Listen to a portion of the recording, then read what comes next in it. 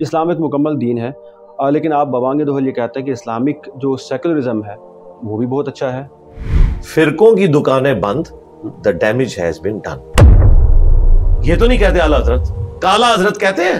اسی طریقے سے داتا صاحب فیل ہو گئے ہیں کہ وائٹ ہاؤس کو لمحے میں غائب کر کے لاہور میں لا کے تو مینار پاکستان کے نیچے رکھ دیں۔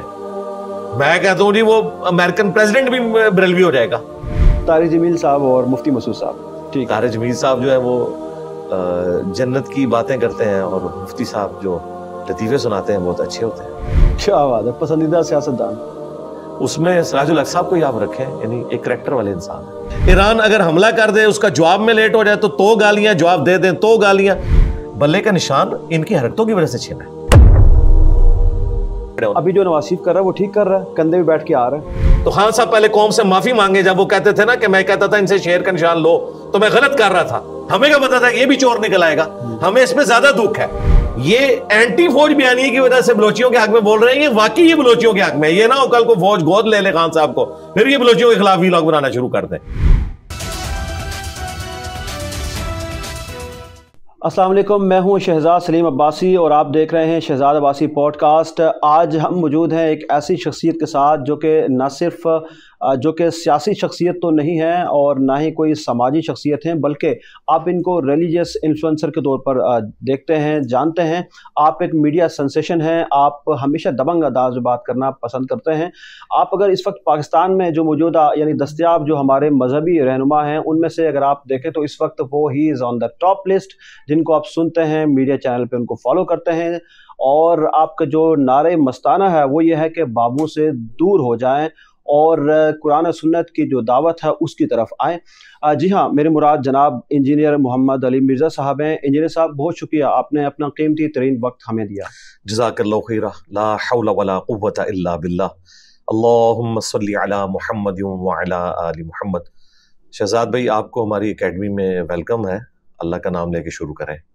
انجینئر صاحب، ویسے تو آپ نے اپنی ہر ایک پوڈ کاسٹ میں یہ بتایا ہوا ہے کہ آپ نے کہاں سے سٹارٹ کیا اپنی لائف کو، اپنی جرنی کو، اور کہاں سے تعلیم حاصل کی اور کہاں آپ جاب کرتے رہے۔ آپ کچھ ایسی تشنگی جو آپ محسوس کریں ہمارے ناظرین کو بتانا چاہیں؟ تشنگی تو کوئی نہیں ہے، سوائے اس کے کہ جو لوگ بھی یہ دعوت کا کام کرنا چاہتے ہیں تو اس پیک پہ پہنچنے کے لیے انہیں بڑی محنت کرنی ہوگی۔ لوگ عموماً جو کامیاب لوگ ہیں انہیں ان کے ٹاپ لیول پہ جا کے دیکھتے ہیں، یہ نہیں دیکھتے کہ اس لیول پہ پہنچنے کے لیے کن کن تکلیف سے انہیں گزرنا پڑا۔ لہٰذا دین کا چھٹا فرض جو ہے وہ روٹی ہے۔ معیشت کے بغیر آپ اپنے معاملات کو آسان طریقے سے لے کے نہیں چل سکتے۔ اگر آپ نے رزق حلال کمانا ہے اور دین کی خدمت کرنی ہے تو پھر بڑی مشکلات آئیں گی، اس لیے ذہنی طور پر تیار رہیں کہ جس نے اس لیول کے اوپر بڑا کام کرنا ہے تو وہ ان تکلیف سے گزرے گا۔ اللہ تعالیٰ نے انبیاء کرام علیہ السلام کو بھی آزمایا، اور جو انبیاء کرام علیہ السلام کے پیٹرن پہ دین کا کام کرتے ہیں انہیں ان تمام تکلیف سے گزرنا پڑتا ہے۔ ٹھیک ہے، ہمارے جو سیگمنٹ ہے اس کو ہم دین پہ بات کریں گے، سیاست پہ بات کریں گے، اور اینڈ پہ انشاءاللہ ایک بزل راؤنڈ ہوگا جس میں ہم فوری آپ سے جوابات لیں گے۔ To start with the first question, قرآن پاک کو سمجھنے کے لیے جو مختلف تفاسیر ہیں جو کہ دستیاب ہیں پاکستان میں، ان کو پڑھ کر ہم قرآن پاک کو مکمل سمجھ سکتے ہیں؟ جی سمجھ سکتے ہیں۔ قرآن کا جو پرائمری مقصد ہے وہ تذکیر ہے، یعنی نصیحت، انذار، آخرت کا ڈر۔ وَأُوحِيَ إِلَيَّ هَذَا الْقُرْآنُ لِأُنذِرَكُمْ بِهِ وَمَنْ بَلَغَ۔ اے نبی صلی اللہ علیہ وآلہ وسلم، ہم نے یہ قرآن تمہاری طرف اس لیے وحی کیا تاکہ تم اس کے ذریعے باقی لوگوں کو ڈر سناؤ، اور جس تک بھی یہ دعوت پہنچائے وہ اسی کے ذریعے تبلیغ کریں۔ تو انبیاء کرام کا جو پرائمری مقصد ہے وہ انذار، یعنی آخرت کا ڈر سنانا، یعنی تمہیں کسی نے پیدا کیا ہے، تم نے مر کے اس کے حضور پیش ہونا ہے اور دنیا میں کیے ہوئے اعمال کا جواب دہ ہونا ہے۔ یہ پرائمری مقصد ہوتا ہے پیغمبر کا۔ ایک مقصد اس کا تبشیر بھی ہے، لیکن تبشیر ان لوگوں کے لیے بشارت جو دعوت حق قبول کر لیں۔ بہرحال پیرلل میں انذار ان کے لیے بھی رہے گا تاکہ ان کا قبلہ درست رہے۔ تو قرآن کا یہ جو پرائمری مقصد ہے، یہ آپ قرآن کا سمپل ترجمہ پڑھ کے بھی حاصل کر سکتے ہیں۔ جہاں تک قرآن حکیم میں جو دقیق مسائل آئے ہیں چند ایک، وہ عام بندے کی ضرورت نہیں ہے، نہ فقہی احکام و مسائل کی تفصیلات عام بندوں کی ضرورت ہے، اس کے لیے آپ علماء کی طرف ہی رجوع کریں۔ اور علماء کو جہاں مسائل نہیں پتا وہ پھر اہل الذکر کی طرف رجوع کریں. فاسألوا اہل الذکر ان کنتم لا تعلمون. اگر تمہیں نہیں پتا تو اس فیلڈ کے ایکسپرٹ سے پوچھ لو. مثلا قرآن حکیم میں 1000 کے قریب جو آیات ہیں وہ scientific facts, physical phenomena of nature سے متعلق ہیں، ایمبریولوجی سے متعلق، باٹنی سے متعلق، زوالوجی سے متعلق، اسٹرونومی سے متعلق. اب ظاہر علماء کو تو اس کا نہیں پتا، وہ جو منطق پڑھ رہے ہیں، ارسطو کی پڑھ رہے ہیں ابھی تک، انہیں تو جدید سائنس کا بھی پتہ ہی نہیں. اس کے لیے پھر انہیں اس فیلڈ کی طرف بھی جانا پڑے گا، اور ظاہر ہے ادھر سے ڈگری تو یہ نہیں حاصل کر سکتے. یونیورسٹیز میں تو ان کو کوئی داخلہ ہی نہیں دے گا جب تک ان کی وہ والی تعلیم نہیں ہوگی. تو بہتر یہ ہے کہ وہ پھر ان فیلڈز کے ایکسپرٹ سے رابطہ کریں گے، پھر وہ انہیں بتائیں گے. اسی طریقے سے جو ڈاکٹر کی فیلڈ کے لوگ ہیں، جو انجینئرنگ کی فیلڈ کے لوگ ہیں، وہ انہیں بتائیں گے. علماء نے نکاح طلاق کے مسائل بتانے ہیں، اسی طریقے سے وراثت کوئی کیلکولیشن کرنی ہے وہ بتا دینا ہے. لیکن جو پرائمری مقصد ہے نا، فکر آخرت، اس کے لیے آپ کو کسی مفتی کے پاس جانے کی ضرورت نہیں ہے. وہ قرآن حکیم کا آپ ترجمہ پڑھ لیں تو قرآن حکیم سٹارٹ سے لے کے اینڈ تک جو چیز بالکل کلیئر ایک عام بندے کے لیول کے اوپر سمجھاتا ہے نا، وہ فکر آخرت ہے، ایک اللہ کا کنسپٹ ہے، اور دنیا کی بے ثباتی، آخرت میں اللہ کے حضور جواب دہی، یہ سارے وہ جو ٹاپکس جو انذار سے متعلق ہے، انسان کی نصیحت سے متعلق ہے، آخرت کے ڈر سے متعلق ہے، اس کے لیے آپ کوئی بھی ترجمہ پڑھ لیں وہ کافی ہے. بہرحال اگر آپ نے تفسیر پڑھنی ہے تو میرے نزدیک ترجمہ بھی اور تفسیر بھی جس شخصیت کی میں سمجھتا ہوں کہ ایکسٹرا آرڈنری ہے، امت لیول کا انہوں نے کام کیا، وہ مولانا مودودی رحمۃ اللہ علیہ کی جو تفسیر ہے تفہیم القرآن، اور جو انہوں نے ترجمان القرآن اس کا ترجمہ لکھا، وہ عربی لنگوسٹک کا جو سوز و گداز ہے، جسے عربی پتہ ہے کہ اس کے لیے اپروپریٹ ورڈ اردو میں کیا ہونا چاہیے تھا، کس طریقے سے وہ بات کنوے ہونی چاہیے تھی. کیونکہ جب آپ ایک زبان کو دوسری میں ٹرانسلیٹ کرتے ہیں تو ورڈ بائی ورڈ تو نہیں کر سکتے، با محاورہ کرنا ہوگا، پھر اس کے لیے اسی انٹینسٹی کے الفاظ اس زبان میں ڈھونڈنے ہوں گے. یہ اگر آپ سمجھ لیں ٹاپ آف لسٹ جس نے کام کیا ہے وہ مودودی صاحب کا ترجمہ ہے. آپ اس ترجمے کو پڑھ کے دیکھیں اور باقیوں کو بھی دیکھیں، آپ کو زمین و آسمان کا فرق محسوس ہوگا. مجھے ایٹ لیسٹ قرآن کی عربی اس حوالے سے آتی ہے کہ مجھے ضرورت نہیں پڑتی ترجمے والا قرآن دیکھنے کی، میں فیل کر سکتا ہوں قرآن کو سنتے ہوئے جو قرآن کا سوز و گداز ہے وہ مودودی صاحب کے ترجمے میں نظر آتا ہے. ٹھیک ہے. بہرحال ہم یہ پابندی کسی کے اوپر نہیں لگاتے، اس کی وجہ ہے کہ شیطان قرآن پڑھنے سے ہی دور کر دے گا. اس لیے پھر ہم یہ کہتے ہیں کہ اگر آپ بریلوی ہیں تو اعلیٰ حضرت احمد رضا بریلوی صاحب کا ترجمہ پڑھ لیں. انہوں نے بھی ایاک نعبد و ایاک نستعین کا ترجمہ یہی کیا ہے، اے اللہ ہم تیری ہی عبادت کریں، تجھی سے مدد چاہیں، غیر اللہ سے انہوں نے مدد نہیں مانگی ہوئی. ترجمہ بالکل ٹھیک کیا. دیوبندی ہے تو اشرف علی تھانوی صاحب کا ترجمہ پڑھ لیں تاکہ کوئی اعتراض نہ کرے کہ آپ دوسرے عالم کی طرف ریفر کر رہے ہیں. اہل حدیث ہیں تو جونا گڑی صاحب کا ترجمہ پڑھ لیں، اور اگر شیعہ ہیں تو سید فرمان علی شاہ صاحب کا ترجمہ پڑھ لیں. اور آخری بات اس میں کروں گا، جو اکثر دھوکہ بھی دیا جاتا ہے کہ تراجم قرآن کے مختلف ہیں. ہمارا یہ چیلنج ہے، قرآن حکیم کے تراجم میں کوئی فرق نہیں ہے، صرف الفاظ کے چناؤ میں فرق ہے. ٹھیک ہے. آپ 10 صحابہ کرام بھی بٹھا لینا جنہیں اردو آتی ہو اور انہیں قرآن دیں اور کہیں کہ اس کو ترجمہ کرو، آپ کیا سمجھتے ہیں 10 کے 10 100% ایک جیسے الفاظ استعمال کریں گے؟ یہ پاسبل ہی نہیں. کیونکہ جب ایک زبان دوسرے میں ٹرانسلیٹ ہوتی ہے تو الفاظ کے چناؤ کا فرق ہوتا ہے، لیکن 10 کے 10 مفہوم میں بات ایک ہی کریں گے. کوئی ترجمہ کرے گا اللہ کے نام سے شروع، کوئی کرے گا شروع اللہ کے نام سے، کوئی کرے گا شروع کرتا ہوں اللہ کے نام سے، شیطان کے نام سے کوئی نہیں شروع کرے گا. لہٰذا یہ جو دھوکہ ہے نا کہ جی تراجم میں فرق ہے، یہ فرق نہیں ہے، یہ ایک نیچرل پروسیس ہے. پنجابی میں کہتے ہیں نا آٹا گوندے ہلدی کیوں ہے، یعنی آٹا گوندتے ہوئے آپ کو ہلنا تو پڑے گا. یہ ہو ہی نہیں سکتا کہ آپ ہلے بغیر آٹا گوند لیں، اس طرح یہ ہو ہی نہیں سکتا کہ مختلف لوگ جب ایک زبان کو دوسرے میں ٹرانسلیٹ کریں تو الفاظ 100% ایک جیسے ہوں. چناؤ کا فرق ہوگا، اور وہ الفاظ کے چناؤ سے آپ یہ دعویٰ نہیں کر سکتے کہ انہوں نے مفہوم بدل دیا.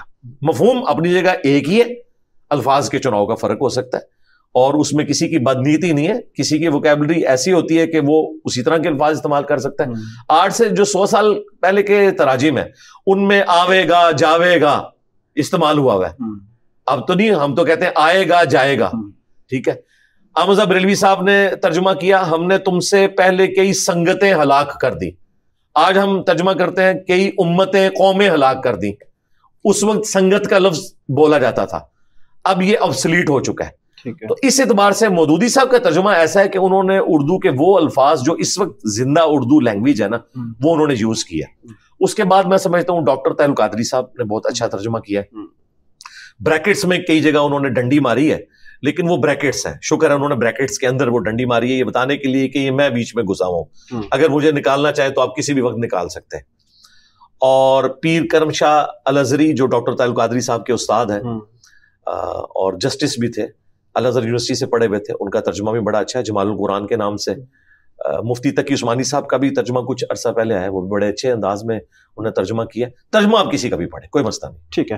تو اچھا انجینئر صاحب، آپ کا جو علم ہے کہ آپ سمجھتے ہیں کہ وہ چاروں ائمہ سے زیادہ ہے، اور آپ نے پھر اس پورے دین کو، اس پورے پاکستان کو، دنیا بھر کو سمجھانے کا، سکھانے کا بیڑا اٹھا رکھا ہے، چونکہ خود کو آپ امام خمینی بھی کہتے ہیں، تو یہ بتائیے کہ آپ یہ خوش فہمی ہے آپ کی، آپ کا ذوم ہے یا دلیری ہے آپ کی؟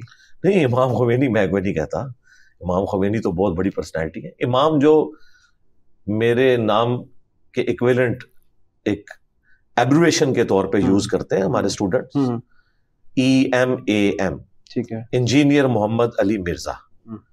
اگر امام خمینی والا امام یہ استعمال کرتے یا امام ابن تیمیہ والا یا امام احمد بریلوی والا یا امام ابو حنیفہ والا تو وہ آئی سے لکھا جاتا ہے دنیا میں. ٹھیک ہے. اور شکر ہے کہ میرے نام کے سٹارٹ میں جو انجینئر ہے وہ انجینئر کے سپیلنگ میں آئی سے سٹارٹ نہیں ہوتے، ورنہ تو لوگوں نے کہنا تھا کہ یہ تو توریہ کر رہا ہے. اللہ نے مجھے الحمدللہ اس حوالے سے محفوظ رکھا، میرا کوئی دعویٰ نہیں ہے.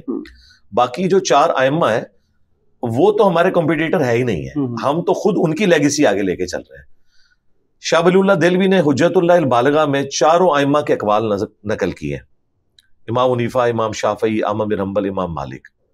یونینیمسلی سارے ایگریڈ ہے کہ ہماری کوئی بھی بات قرآن و سنت کے خلاف ہو اس پہ تم نے نہیں چلنا، تم نے قرآن و سنت کو فالو کرنا ہے، کیونکہ ہمیں گیون سرکمسٹانسز میں جتنا نالج پہنچا اس کی بنیاد پہ ہم نے ایک بات کی. صحابہ کرام تک بھی بعض اوقات ایسی احادیث نہیں پہنچی ہوتی تھی جو دوسرے صاحب نے سنی ہوئی ہوتی تھی. مثلا حضرت ابو ہریرہ سب سے زیادہ حدیثیں روایت کرنے والے صحابی ہیں، بخاری مسلم دونوں میں موجود ہے. نبی علیہ السلام کی وفات کے بعد آلموسٹ 30 سال تک وہ یہ فتویٰ دیتے تھے کہ جس پہ غسل فرض ہو، جنبی ہو، وہ روزہ نہیں رکھ سکتا جب تک کہ غسل نہ اتار لے. حتیٰ کہ حضرت معاویہ رضی اللہ تعالیٰ عنہ کے دور میں جب مروان مدینے کا گورنر بنا تو اس نے چند لوگوں کو اما عائشہ کے پاس بھیجا، اور انہوں نے جا کے جب سیدہ عائشہ سے پوچھا تو انہوں نے فرمایا کہ اللہ تعالیٰ رحم کرے ابو ہریرہ کے اوپر، نبی علیہ السلام جنبی ہوتے تھے، احتلام کی وجہ سے نہیں بلکہ بیویوں کے ساتھ صحبت کرنے کی وجہ سے. یہ انہوں نے جملہ نہیں بولا ایک حیا کا پردہ رکھتے ہوئے، صرف کہا کہ احتلام کی وجہ سے نہیں، کسی اور وجہ سے. تو نبی علیہ السلام روزہ رکھ لیتے تھے اور فجر کا وقت داخل ہونے کے بعد غسل اتارا کرتے تھے. اب یہ بات حضرت ابو ہریرہ تک جب پہنچی تو انہوں نے خاموشی اختیار کر لی. انہوں نے کہا کہ یہ جو کچھ میں کہتا تھا وہ میرا فتویٰ تھا، مجھے اس حدیث کا نہیں پتا تھا. اگر حضرت ابو ہریرہ جو سب سے زیادہ احادیث کے راوی ہیں ان سے کوئی حدیث چھپی رہ گئی تو باقی امام تو شاہی کوئی نہیں. ٹھیک ہے، تو اماموں نے ہمیں خود کہا ہے کہ ہماری بات کی دلیل میں قرآن و سنت اگر آپ کو نہیں ملتا آپ ہمارے فتوے کو چھوڑ دیں. امام مالک کا قول شاہ ولی اللہ نے اس میں نقل کیا ہے کہ وہ رسول اللہ کی قبر کی طرف اشارہ کر کے کہتے تھے اس صاحب قبر صلی اللہ علیہ وآلہ وسلم کے علاوہ کوئی ایسا شخص نہیں کہ جس کی ہر بات مقبول ہو اور کوئی بات مردود نہ ہو، اور کوئی ایسا شخص نہیں کہ جس سے اختلاف نہ ہو سکے سوائے رسول اللہ کے صلی اللہ علیہ وآلہ وسلم. اور آخری بات، مولانا مودودی رحمہ اللہ تعالیٰ کے اوپر بھی یہی الزام لگایا ان کے ہم اثر علماء نے اور بعد میں جو آنے والے علماء ہیں کہ مودودی صاحب تفہیم القرآن میں اختلافی موضوعات کو چھیڑ کے اینڈ پہ کہتے ہیں کہ میری یہ رائے ہے. یہ بالکل جھوٹ بولتے ہیں.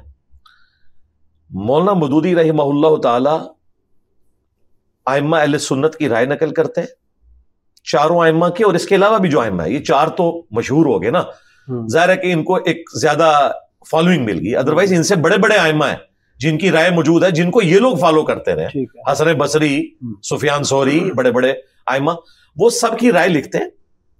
اس کے بعد وہ کہتے ہیں کہ میری نظر میں فلاں امام کی بات قرآن و سنت کے زیادہ قریب ہے. اچھا، یہ اتنا دھوکہ دیتے ہیں، یہ کہتے ہیں کہ مودودی صاحب یہ کہتے ہیں کہ میری رائے جو ہے ان سے بہتر ہے. وہ کہتے تھے ان میں سے کس کی رائے بہتر ہے. ہمارا یہ چیلنج ہے کہ مودودی صاحب کا کوئی ایک مسئلہ بتائیں جس میں انہوں نے سلف سے بڑے لیول کے اوپر اختلاف کر دیا ہو. وہ کسی نہ کسی جگہ کسی امام کو سپورٹ کر رہے ہوں گے کہ بھئی اس امام کی رائے اس معاملے میں درست ہے. ہاں وہ اس کنزرویٹو سوچ میں نہیں رہے, اگرچہ وہ اپنے آپ کو پوری زندگی حنفی کہتے رہے, لیکن فقہ حنفی کا چھوڑا کچھ نہیں انہوں نے. جہاں جہاں فقہ حنفی میں خرابیاں تھیں, خواہ وہ مس ہینڈلنگ امام حنیفہ سے ہوئی, بدنیتی کی وجہ سے نہیں, لمیٹڈ نالج کی وجہ سے, اور یہ کوئی تحقیر نہیں ہے ان کی. اگر حضرت ابو ہریرہ کو لمیٹڈ نالج کی وجہ سے ایک غلط فتوے سے رجوع کرنا پڑا تو امام حنیفہ کے ساتھ بھی ایسا ہو سکتا ہے, کوئی ایسا مسئلہ نہیں. تو انہوں نے وہ ہائی لائٹ کی کہ یہاں پہ ان سے یہ مس ہینڈلنگ ہوئی ہے, یہ مسئلہ یوں نہیں یوں ہے. مثلا جرابوں پہ جو مسح کا ایشو ہے, اس پہ جس طریقے سے مودودی صاحب نے ڈسکشن کی ہے, تو فقہ حنفی تو پوری اس کے اوپر کھڑی ہوئی ہے کہ یہ چمڑے کے موزے اگر نہ ہوں اور وہ بھی شرائط رکھتے ہیں اتنے کلومیٹر تک چلیں, اور یہ مودودی صاحب نے بالکل موتیوں کی طرح اس بات کو بیان کیا ہے اور بتایا کہ بھئی شریعت آپ کو کسی تکلیف میں نہیں ڈالنا چاہتی تھی کہ آپ ایک نمبر بڑا بوٹ لیں چمڑے کے موزے پہننے کے لیے. شریعت تو آپ کو ایک آسانی دینا چاہتی تھی کہ سردیوں میں ایک بار آپ وضو کر کے پہن لیں اور 5 نمازوں تک آپ مسح کر لیں, اور مسافر ہیں تو 15 نمازوں تک. اس میں شریعت نے کہیں آپ کو یہ پابند نہیں کیا ہوا کہ چمڑے کی ہوں فلاں کی ہوں. پھر انہوں نے بتایا کہ جورب والی حدیثیں علیحدہ سے ہیں اور خفین والی حدیثیں علیحدہ سے ہیں. خفین کہتے ہیں چمڑوں کے موزے, اور جورب تو لفظی عربی کا ہے, جوراب کو کہتے ہیں. بڑے اچھے طریقے سے انہوں نے ڈسکشن کیا. تو اللہ کا شکر ہے مودودی صاحب نے جو کچھ کیا وہ علمی دلائل کی روشنی میں کیا, اور ہم اسی لیگیسی کو آگے لے کے چل رہے ہیں کہ ہم بھی جو کچھ پیش کرتے ہیں وہ ہم ائمہ کی جو رائے ہے, اگر پرانے مسائل پہ ڈسکشن کرتے ہیں تو ہم بتاتے ہیں کہ اس مسئلے میں یہ امام حق پہ مبنی تھا. مثلا امام کے پیچھے فاتحہ کا جو مسئلہ ہے, اس میں میں امام مالک کی رائے کو قرآن و سنت میں فٹ ان سمجھتا ہوں ایز کمپیئر ٹو امام حنیفہ, امام شافعی, احمد بن حنبل اور امام بخاری کی رائے کے. امام مالک کا یہ موقف ہے اور احادیث سے سپورٹیو ہے. میں نے اس کے دلائل میں احادیث پیش کی ہیں کہ جہری نمازوں میں آپ کا سن لینا کافی ہے. امام اگر سکتے کرے تو آپ ضرور فاتحہ پڑھ لیں, ادروائز سن لینا کافی ہے. اور جو سرن رکھتے ہیں ظہر کی 4, عصر کی 4, عشاء کی آخری 2 اور مغرب کی آخری 1, اس میں آپ پڑھیں گے پیچھے, خاموش کھڑے نہیں ہوں گے. اب امام حنیفہ ایک ایکسٹریم پہ وہ کہتے ہیں نہیں آپ خاموش ہی رہیں گے, اور آج کے حنفی یعنی دکانوں کا حساب کریں گے. ظاہر خاموش رہیں گے تو قیام میں کیا کریں گے, ذہن تو سوچتا ہے. اور دوسری طرف امام شافعی ہیں, احمد بن حنبل ہیں اور امام بخاری, وہ کہتے ہیں آپ نے پڑھنا ہی پڑھنا ہے اور اس کے لیے امام سکتے کرے. لیکن آج کل امام تو سکتے نہیں کرتے. تو ہم بھی یہی کرتے ہیں کہ ان میں سے جو بہتر رائے ہے وہ بیان کرتے ہیں. باقی میجورٹی جو مسائل ہیں وہ تو آج کے ہیں بھائی. یہ ویڈیو کیمرے میں ریکارڈنگ, سپیکر میں نماز پڑھانا, انتقال خون کا مسئلہ, اعضاء کی پیوند کاری کا مسئلہ, کتبین پہ نماز کا مسئلہ جہاں 6 مہینے کا دن 6 مہینے کی رات. اب یہ تو امام حنیفہ کو نہیں پتا کہ ایسی جگہ بھی ہیں. تو یہ مسائل آج کے دور کے لوگ بتائیں گے. تو اجتہاد کا دروازہ قیامت تک کھلا ہے قرآن و سنت کے دلائل کی روشنی میں, یہ فکس نہیں ہے. ٹھیک ہے, بالکل کلیئر کٹ. اچھا, آپ نے کہا کہ دا ڈیمیج ہیز بین ڈن, یہ ہمیشہ آپ کہتے ہیں, تو یہ تو تعمیر معاشرہ تو نہ ہوا نا, یہ تو اصلاح کی بات ہمیں کرنی چاہیے. اچھا, دوسرا یہ کہ یہ چونکہ آپ نے بات کی بابو کے حوالے سے, تو بابو پہلے میں اسے ریبٹل کر لوں نا, دا ڈیمیج ہیز بین ڈن. ٹھیک ہے, دا ڈیمیج ہیز بین ڈن یہ کوئی نیگیٹو جملہ نہیں ہے, یہ قرآن میں بھی آیا ہے. سورۃ الانبیاء میں اللہ تعالیٰ نے فرمایا ہم حق کو دے مارتے ہیں باطل کے اوپر اور وہ اس کا بھیجا نکال دیتا ہے. یہ تو اللہ بھی کہہ رہا ہے کہ حق باطل کا دا ڈیمیج ہیز بین ڈن کر دیتا ہے. ٹھیک ہے, تو یہ نیگیٹو مثال نہیں ہے, یہ قرآن میں استعمال ہوئی ہے. اگر ہم اپنے کسی ریسرچ پیپر کو کہتے ہیں علمی ایٹم بم, تو اس سے مراد یہ نہیں ہے کہ ایٹم بم اگر تباہی کے لیے استعمال ہو رہا ہے تو علمی ایٹم بم یعنی یہ تباہی کس کی کار ہے, جو مخالف غلط نظریات ہیں. اللہ تعالیٰ کو بھی کوئی مشورہ دے سکتا تھا کہ آپ دا ڈیمیج ہیز بین ڈن نہ یوز کریں, کوئی اصلاحی لفظ استعمال کریں, بعض اوقات ضرورت پڑتی ہے. اسی طریقے سے وَقُلْ جَاءَ الْحَقُّ وَقُلْ جَاءَ الْحَقُّ وَزَهَقَ الْبَاطِلُ إِنَّ الْبَاطِلَ كَانَ زَهُوقًا. تو حق آ گیا, باطل مٹ گیا, اور باطل ہے ہی مٹ جانے کے لیے. آپ ہوتے تو مشورہ دیتے کہ یہ ذرا سخت لفظ ہے, اللہ جی آپ یہ کہا کریں باطل شکست کھا گیا, باطل ہے ہی شکست کھانے کے لیے. یہ مٹانے والی بات جو کر رہے ہیں, صفحہ ہستی سے مٹا دینا. پھر اللہ تعالیٰ نے جو قوموں کو ہلاک کیا, وہاں اللہ تعالیٰ نے ایسے ایسے الفاظ استعمال کیے سورۃ الانبیاء میں کہ ہم نے ان کو کھیتی کی طرح کاٹ کے رکھ دیا اور آگ کی طرح بجھا کے رکھ دیا. تو یہ سارے کے سارے محاورتاً باتیں استعمال ہوتی ہیں. جو استعمال کر رہا ہے وہ پازیٹیو سینس میں کر رہا ہوتا ہے, اور یہ جائز ہے, میں نے قرآن سے ثابت کر دی. لیکن پازیٹیوٹی تو پھر یہ بھی ہے نا کہ حکمت عملی کا بھی کوئی تقاضا ہے. جی جی, کہ آپ ان کی اصلاح کے لیے ان بابو کے جو فالوورز ہیں ان کو خود کی طرف بلائیں. جب آپ ان کے بابو کے خلاف بات کرتے ہیں اور اوپر سے ایک سرٹیفکیٹ ڈال دیتے ہیں کہ دا ڈیمیج ہیز بین ڈن، کہ آپ کو میں نے ناکام کر دیا، آپ کے جو بھی مسائل تھے جو آپ لوگوں کو غلط بتا رہے تھے پچھلے 75 سال سے یا 100 سال سے 200 سال سے، تو آپ اب کچھ بھی نہیں رہے، تو اب تو فالوورز پھر تو آپ کی طرف تو نہیں آئیں گے، وہ تو آپ سے وہ آپ کے سامنے ہے کس طرف گئے ہوئے ہیں، وہ تو آپ کے سامنے ہے. دوسری بات یہ ایبسولوٹ جملہ نہ اٹھائے، فرقوں کی دکانیں بند، the damage has been done. اچھا، فرقوں کی دکانیں بند، کیا سارے فرقے دوسرے فرقوں کی دکانیں بند کرنے کے لیے ایک دوسرے سے مناظرے، چندہ بکس، مدارس الگ الگ نہیں بنایا کرتے تھے؟ اور یہ ان کا فخر تھا. جب الیاس قادری صاحب نے دعوت اسلامی بنائی تو ان کے ماننے والوں نے فخریہ کہا کہ آج ہم نے تبلیغی جماعت کا بستر گول کر دیا، کیونکہ ہم نے پیرلل میں اپنی ایک جماعت کھڑی کر لی. ٹھیک ہے. پھر اہل حدیثوں نے بھی جماعت و دعویٰ کھڑی کی اپنی پیرلل میں، وہ ختم ہوئی، آج کل ان کی ایک تبلیغی جماعت بھی بنی ہوئی ہے. یہ سب کچھ کر رہے ہیں. ہم سے کیوں ڈیمانڈ کر رہے ہیں کہ ہم نے کوئی غلط بات کر دی؟ تو فرقہ واریت کو ختم کرنا اور فرقہ واریت کو ڈیمیج کرنا، یہ اسلام کو کھڑا کرنا ہے، کیونکہ اسلام پلس فرقہ is equal to zero. Wasif Ali Wasif صاحب نے ایکویشن لکھی ہے، اسلام پلس فرقہ از اکول ٹو زیرو. تو ہم فرقے کو ختم کر رہے ہیں تاکہ یہ جو اسلام کو نقصان ہو چکا ہے اس کو کسی طریقے سے اس کی ریمیڈی ہو. باقی یہ جو کہا بابوں کے بارے میں، تو یہ تو ایک دوسرے کے بابوں کو کافر کہتے ہیں. احمد صاحب بریلوی صاحب نے حسام الحرمین میں دیوبندیوں کو، ان کے بابوں کو، ان کے فالورز کو مرتد، کافر اور واجب القتل قرار دیا ہے. اور احکام شریعت میں وہابی، اہل حدیث، شیعہ، دیوبندیوں کو ذکر کیا کہ 1,00,000 دفعہ بھی اللہ کا نام لے کے ذبیحہ کریں گے مردار رہے گا، یہ مرتد واجب القتل ہے. تو میں نے تو یہ نہیں کہا، میں نے کہا یہ سارے مسلمان ہیں، غلطی لگی ہے نمازیں ان کے پیچھے پڑھو، چندے ان کو دو. چندہ بک نہیں بنائی، مسجد نہیں بنائی، مدرسہ نہیں بنایا، تو کوئی بھی نیگیٹو چیز جو ان میں تھی وہ میرے اندر نہیں ہے. اس کے جواب میں جب دیوبندیوں نے المحند علی المفند لکھی تو انہوں نے احمد صاحب بریلوی اور ان کی پوری جماعت کو شیطانی لشکر کہا. وہابی اہل حدیث کو انہوں نے کہا یہ خوارج ہیں جنہوں نے امام وقت کے اوپر چڑھائی کی ہے. یہ تو خود ایک دوسرے کو اسلام سے نکالے ہوئے تھے. ہمارا یہ دعویٰ ہے کہ ہمارا پلیٹ فارم واحد پلیٹ فارم ہے جو باقیوں کو مسلمان سمجھتا ہے، یہ سارے ایک دوسرے کو کافر سمجھتے ہیں. تو میں تو الحمدللہ پازیٹیو سائڈ کے اوپر کھڑا ہوں. تو ہم باقیوں کو یہ بتاتے ہیں کہ آپ کے بزرگوں نے جو نقصان پہنچایا تھا اس کی ریمیڈی کی ہم نے کوشش کی ہے، اور اس نقصان کو وہ نقصان خود سمجھتے ہیں. مجھے بتائیں، آج تک مجھے کبھی کسی اہل حدیث نے آ کے نہیں کہا کہ یہ جو آپ نے رفع الیدین کے اوپر زور دینا شروع کیا ہے اس سے بریلویوں کے دل دکھتے ہیں، تو آپ رفع الیدین پہ بات کرنا بند کر دیں. وہ کہتے ہیں نہیں بالکل ٹھیک کرتے ہیں، کیونکہ ان کے مطلب کی بات ہو رہی ہے نا. اچھا، لیکن بریلوی کیا کہیں گے؟ جی ساڑی نماز نہیں ہوئی. تو ان سے پوچھو کیا اہل حدیث بھی یہی بات نہیں کر رہے تھے؟ تو میرے سے کیا دشمنی ہے؟ جاؤ ان سے لڑو، آپس میں بات کرو. مجھ سے آگے بات کرنی ہے قرآن و سنت کے اوپر بات کرو. اسی طریقے سے مجھے آج تک کسی بریلوی نے آگے نہیں کہا آپ جو یزید کو کنڈیم کرتے ہیں تو اہل حدیثوں کے دل دکھ جاتے ہیں، وہ تو یزید کو اپنا روحانی باپ سمجھتے ہیں یا روحانی ماموں یا ماموزاد سمجھتے ہیں. یہ کبھی نہیں کہیں گے، کہتے ہیں چوک کے رکھو جی، کام ایسی تیسی نہ دی، کیونکہ وہ ان کے مطلب کی بات ہو رہی ہوتی ہے. تو ہم ان بابوں کو مانتے ہیں جو کتابوں کو مانتے ہیں، جنہوں نے کتابوں کے ساتھ غداری کی. ہم ان سے اختلاف رائے رکھتے ہیں. میں نے آپ کے سامنے دیکھے اس سوال سے پہلے بھی اعلیٰ حضرت احمد صاحب بریلوی کا ہے، یہ تو نہیں کہتے اعلیٰ حضرت، کالا حضرت کہتے ہیں. دیوبندی اور وہابی احمد صاحب بریلوی کو کالا حضرت کہتے ہیں. ٹھیک ہے، میں تو احترام بھی دیتا ہوں، مولانا اشرف علی تھانوی صاحب کہتا ہوں. اب مولانا بھی کہہ دیا، صاحب بھی کہہ دیا، اس سے بڑی کیا میں ڈگری ان کو دوں؟ تو میں تو ان کا احترام بھی کرتا ہوں. میں نے کسی بھی بزرگ کی بے احترامی نہیں کی، میں ان کے نظریات سے اختلاف رکھتا ہوں. تو کون سا مسلمان ہے جو تھانوی رسول اللہ کے نظریے کو صحیح سمجھتا ہے یا چشتی رسول اللہ کے نظریے کو صحیح سمجھتا ہے؟ اگر میں نظریات کو کنڈیم کرتا ہوں تو بزرگوں کو کچھ نہیں کہہ رہا. میں پھر بھی کہتا ہوں کہ میرا 1,00,000 ٹن حسن ظن ہے کہ ان بزرگوں نے یہ سب کچھ نہیں کہا ہوگا، لیکن آپ کا ماننا ہے کہ انہوں نے کہا اور ٹھیک کہا، تو ٹھیک ہے بچاؤ.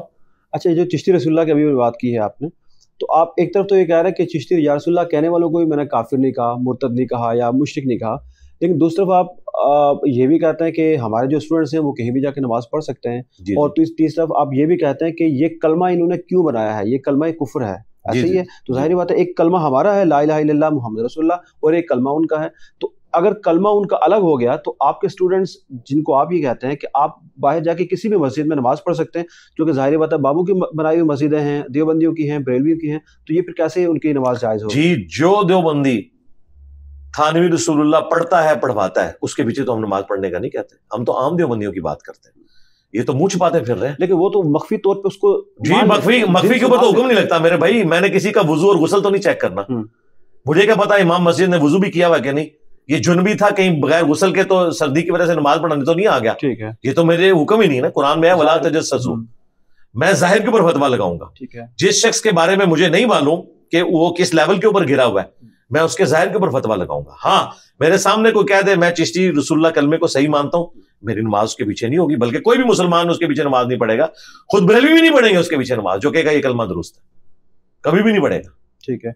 अच्छा, आपने बरेलवियों की बात की, देवबंदी की बात की, आपने कहा कि बरेलवी और देवबंदी जो है ये तो दुकानों के नाम है, चंदा बुक्स के नाम है, तो आपकी भी एक एकेडमी है, यहाँ पर चंदा बुक्स तो है नहीं? हाँ, नहीं है ना, तो बस हम निकल के बीच में यहाँ चंदा बुक्स जी, उन फिरकों की कोई गंदगी भी यहाँ नहीं है ना, यहाँ को मस्जिद है। ये भी देखें कि देवबंदी और बरेलवी तो शहरों के नाम है, जेहलम भी एक शहर का नाम है। वो लोग कहते हैं कि हम अगर फिरका हैं, देवबंद फिरके का नाम है, बरेलवी फिरके का नाम है, लेकिन साथ साथ शहरों के नाम है, जेहलम भी शहर का नाम है, लेकिन ये फिरके का नाम भी हो सकता है। होगा तो तब जब आप देखेंगे कि किसी मस्जिद के बाद लिखा होगा जेलमी, इनकी मस्जिदों में तो लिखा हुआ है अहले सुन्नत वल जमात या अहले सुन्नत वा जमात, हनफी देवबंदी, हनफी बरेलवी, ये तो लिख रहे हैं, हमने तो कहीं नहीं लिखा। मैं तो ये लिख रहा हूँ ना मैं बाबी, मैं हूँ मुस्लिम, इल्मी किताबी, मैं मुस्लिम हूँ, मैं तो लिख दिया, मैं इल्म और किताब में बिलीव करने। तो आपने अपनी नियाबत का कोई बंदोबस्त कर रखा है? वैसे अल्लाह पाक आपको लंबी जिंदगी दे, लेकिन आप क्या समझते हैं कि आपके बाद कोई आपके शागिर्दों में से कोई ऐसा है जो आपके इस सिस्टम को इसको संभाल सके?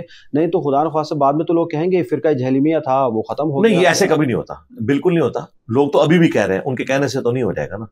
लोगों ने मदूदी साहब को गालियां दी, ठीक है, उनके कहने से मदूदी साहब कोई डिफेम तो नहीं हो गए, उनकी जिंदगी में उन्हें उतना उरूज नहीं मिला जितना आज मिला हुआ है। लोगों ने तो ये भी कहा उस जमाने के उलमा ने कि मौदूदी उस वक्त तक नहीं मरेगा जब तक दावे नबूवत ना कर ले। ठीक है, तो दावे नबूवत तो उन्होंने कोई नहीं किया। तो इस तरह कहने से कुछ नहीं होता, जो प्रैक्टिकली इस वक्त है ना उसके ऊपर कोई बात कर सकता है। रहा नियाबत वाला मामला, तो हम खुद किसी की नियाबत को लेके चल रहे हैं, हम नबी इस्लाम की, अहलुल बैत की, सहाबा इकराम की लेगेसी को लेके चल रहे हैं। वो अल्लाह ताला अपने बंदे उठाता रहता है, उसके लिए जरूरी नहीं होता कि आपने खुद उसे नॉमिनेट करना होता है। ये सिलसिला इस उम्मत में अल्लाह ने नबियों वाला काम ट्रांसफर किया है। हर इलाके में, हर मुल्क के अंदर अल्लाह ताला अपने बंदे उठाएगा, और जरूरी नहीं कि एक दूसरे के साथ वो रिलेटेड भी हो, ये बिल्कुल जरूरी नहीं है। अल्लाह तबारक व तआला जिससे भी चाहे दीन का काम ले ले। अच्छा, आपने अपने सवालात जवाबात की जो नशिस्त आपकी होती है उसमें 102 नंबर जो आपका सेशन है उसमें आपने कहा कि जो बरेलवी हैं या देवबंदी हैं ये इमाम अबू हनीफा रहमतुल्लाह अलैह की जायज़ औलादें हैं और इनकी अपनी एक मार्केट चलती है, जैसे मैकडोनल्ड की है या KFC की चलती है। तो आपकी भी तो एक दुकान है, यूट्यूब की दुकान है जिसको आप चलाते हैं। ज़ाहिर बात आपको पैसे तो उससे नहीं मिलते, लेकिन करोड़ों की फॉलोइंग है, एक फेम मिलती है, और जो फेम है या शोहरत है ये तो ज़्यादा खतरनाक चीज़ है। जी, खतरनाक चीज है। अगर आप इसे चंदे बटोरने का जरिया समझें फिर तो वाकई खतरनाक चीज है। और इसके जरिए आप जो है वो मदारिस खोलें और फिर फीमेल स्टूडेंट्स को पढ़ाएं, कुछ अरसे बाद उनसे शादियां कर लें, तो इस तरह का तो कोई इधर सिलसिला है ही नहीं अल्लाह के फजल से। देवबंद और बरेलवी फिरकों ने जो मसाजिद बनाई है, एक दूसरे को चंदा देना हराम डिक्लेयर किया, एक दूसरे के पीछे नमाज पढ़ना हराम डिक्लेयर किया, एक दूसरे को जानवी फिरका डिक्लेयर किया। हम तो इन दोनों को मुसलमान समझते हैं, हमारे तो ये कॉम्पिटिटर ही नहीं इस हवाले से।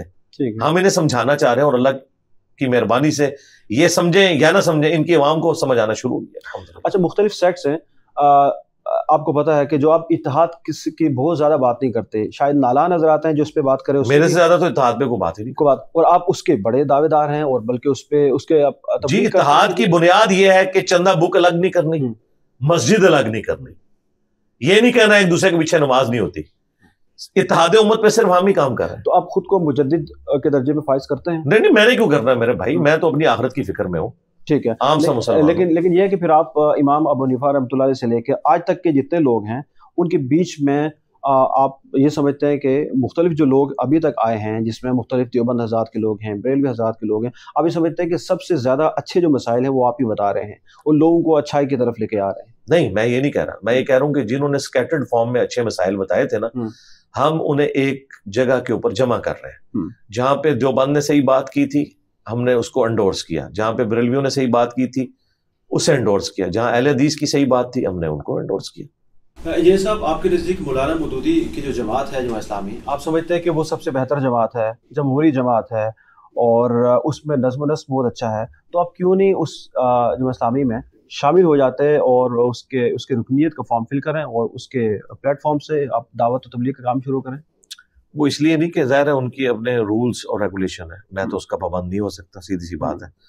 تو بجائے یہ کہ انہیں مشقت میں ڈالا جائے، وہ انڈیپینڈنٹلی اپنا کام کریں، ہم انہیں سپورٹ کریں گے. تنظیم اسلامی ہو، ڈاکٹر اسرار صاحب کی جماعت، ان کی جو پازیٹیو چیزیں ہم انہیں سپورٹ کرتے ہیں. تو یہ مصیبت ان کے لیے ہے، اگر میں نے جوائن کیا تو یہ مصیبت ان کے لیے ہو جائے گی. ٹھیک ہے، ہمارے لیے مصیبت کا مسئلہ نہیں ہے، ان کے لیے مصیبت کھڑی ہو جائے گی. اچھا، اکثر لوگ یہ کہتے ہیں کہ کسی انسان کو جنات چمڑ جائیں تو وہ اس کو کسی بابے کے پاس لے جاتے ہیں، وہ ان کو دم ڈالتا ہے تو جن جو ہے وہ بھاگ جاتے ہیں، تو اس میں کچھ چھپ چھپ بھی کرتے ہیں. تو آپ کا اس حوالے سے کیا خیال ہے کہ یہ ایسے ہوتا ہے، واقعی یہ چیزیں ہوتی ہیں؟ جی ہوتی ہیں، اور اس کے لیے ان بابوں کا مسلمان ہونا بھی ضروری نہیں ہے. یہ ایک علیحدہ سے ایک فیلڈ ہے. کرسچنز میں بھی ایسے لوگ موجود ہیں. ہانٹنگ نام کا پروگرام ڈسکوری چینل کے اوپر چلتا ہے، اور وہ جیزس کرائسٹ کے نام کے اوپر ان میں سے وہ چیزیں نکال دیتے ہیں. ہندو جو ہے وہ اپنی دیویوں کے نام کے اوپر اس طرح کی چیزیں نکال دیتے ہیں. تو اس کا یہ مطلب نہیں کہ کسی کا ریلیجن یا فرقہ درست ہو جائے گا اس کی بنیاد کے اوپر. ٹھیک ہے، ادروائز تو پھر آپ ان کے شرکی عقیدوں کو بھی ٹھیک مانیں گے. یہ علیحدہ سے ایک فن ہے. ٹھیک ہے، ہم ریکمینڈ یہ کریں گے کہ آپ کسی ایسے شخص کے پاس جائیں جو قرآن و سنت سے علاج کرتا ہو، شرکی الفاظ نہ استعمال کرتا ہو. ٹھیک ہے، اسلام ایک مکمل دین ہے، لیکن آپ بابانگ دوہل یہ کہتے ہیں کہ اسلامک جو سیکولرزم ہے وہ بھی بہت اچھا ہے. تو یہ کیا منطق ہے جو مختلف سٹیجز پہ آپ یہ بات کرتے ہیں؟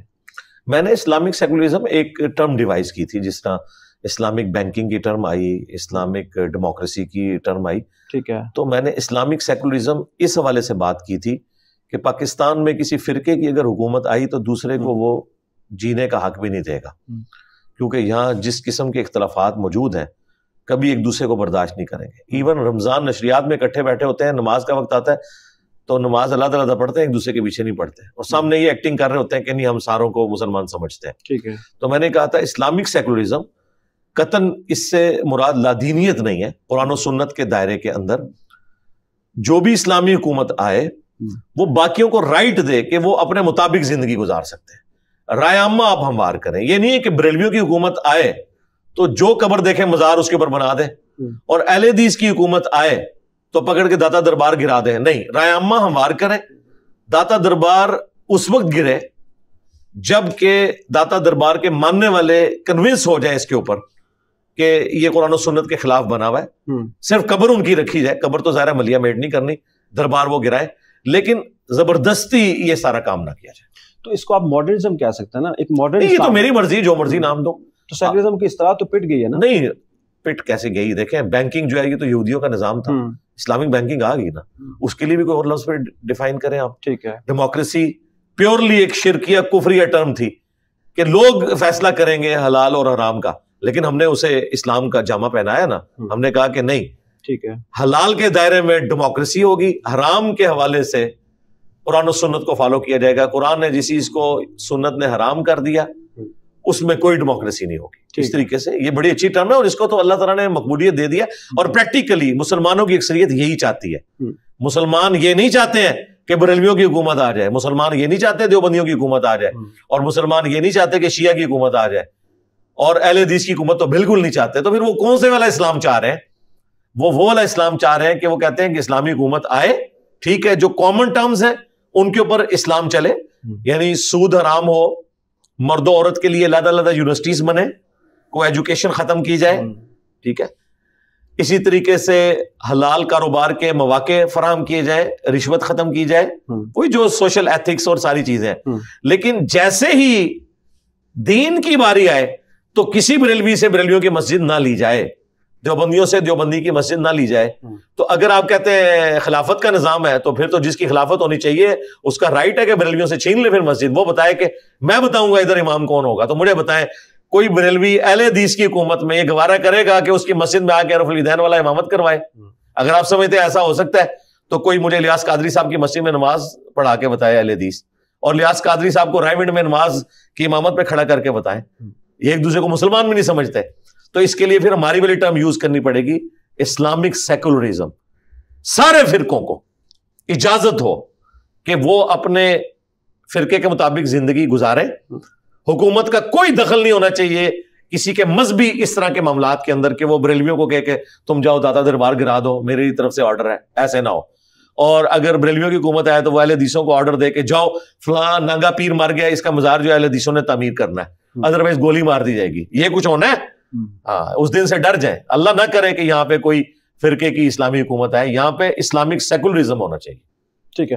حضرت عیسیٰ السلام کے دور میں اصحاب الاخدود کا واقعہ آپ کے سامنے ہے. اس میں ایک شخص جو پیغمبر بھی نہیں تھا لیکن وہ مستجاب الدعوات ہو گیا اور اس کا صاحب کرامت بھی ہو گیا. جی. تو آج کے دور میں جب نبی محمد صلی اللہ علیہ وسلم کی امت ہے اور پیاری امت ہے، پیارے لوگ ہیں، تو یہاں صاحب کرامت کوئی نہیں ہو سکتا؟ ہو سکتا ہے، اللہ چاہے تو لائے نا. کدھر ہے؟ مر گئے، میں نے مار دیے، لائے نا. لیکن آپ تو کہتے ہیں کہ نہیں، میرا تو یہ کہیں دعویٰ نہیں ہے، کوئی بابا نہیں ہے. نا. میں نے کہا یہ فراڈی اب سامنے نہیں آئیں گے. یہ میں نے کہا تھا.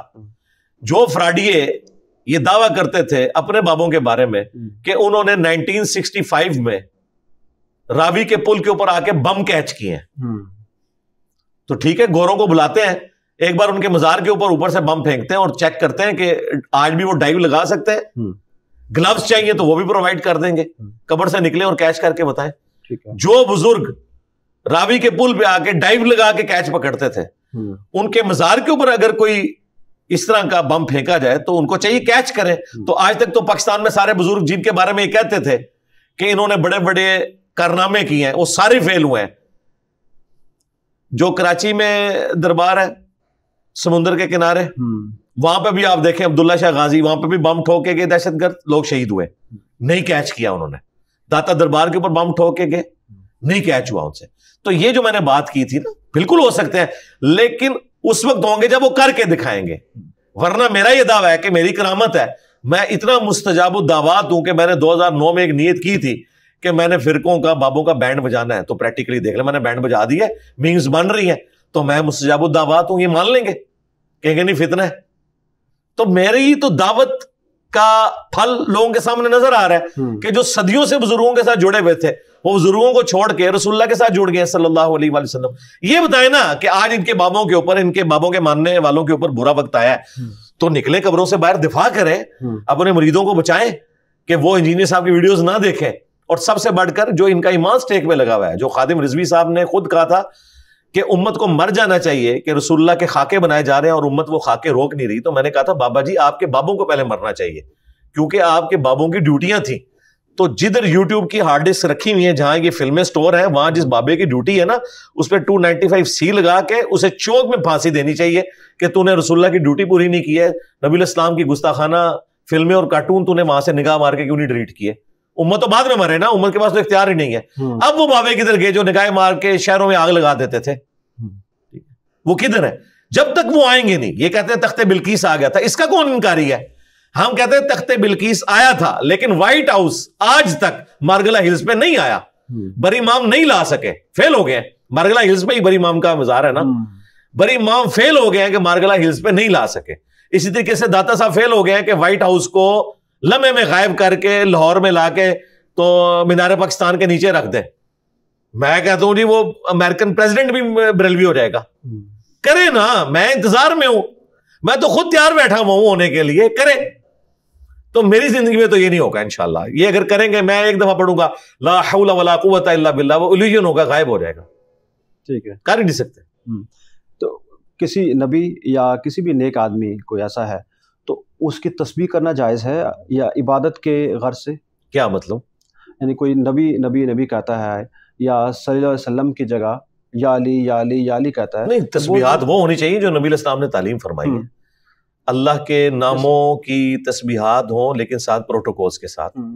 ہم تو صرف اللہ اللہ کہنے کو بھی تسبیح نہیں مانتے جب تک اس کے ساتھ آپ اللہ تعالیٰ کی صفات کا ذکر نہیں کرتے. نبی علیہ السلام نے کبھی یہ ذکر نہیں تعلیم کیا کہ کہو اللہ اللہ، نہیں. ہمیشہ بتایا اللہ اکبر. ایک جملہ مکمل ہوا نا، بڑائی اللہ کے لیے، سبحان اللہ، الحمدللہ، ٹھیک ہے، لا الہ الا اللہ. ٹھیک ہے. اس طریقے سے اگر کسی نے محمد کہنا ہے تو صرف محمد تو نہیں کہے گا، اللہم صلی علی محمد، یہ جملہ بولے نا. مطلب اب ہم نے جملے بھی ان کو سکھانے ہیں. انہیں یہ بھی نہیں پتا کہ کلمے کو مکمل کس طرح کیا جاتا ہے. اب کلمہ بھی اللہ محمد تو نہیں ہے، لا الہ الا اللہ ہے، محمد رسول اللہ. جملہ مکمل ہونا چاہیے. اللہ محمد تو کلمہ نہیں بنتا نا. یا علی کہنا کیسا ہے؟ یا علی اگر آپ نے محبت کے اظہار کے لیے کہنا ہے، لبیک یا علی یا لبیک یا حسین، تو آپ ضرور کہیں. لیکن اگر آپ یا علی سے مراد یہ لے رہے ہیں کہ حضرت علی میری مدد کو پہنچے تو یہ کسی بھی نبی، کسی بھی غیر نبی، کسی بھی فرشتے کے لیے جائز نہیں کہ آپ اسے پکاریں، آپ نے اللہ ہی کو پکارنا۔ اچھا ایک پرسنل سے سوال ہے، اس پہ اپنے مائنڈ نہیں کرنا، میں جب آ رہا تھا تو مجھے کچھ لوگوں نے کہا اور ان کو اور لوگوں نے کہا ہوگا کہ انجینئر صاحب ایسے ہیں، تو انہوں نے کہا جی انجینئر صاحب ایک فتنہ ہے اور شیعہ بھی لگتے ہیں ہمیں اور قادیانی یا مرزائی بھی لگتے ہیں، تو میں نے کہا جی میرا تو اس پہ یقین نہیں ہے لیکن میں آپ کا سوال پہنچا دوں گا۔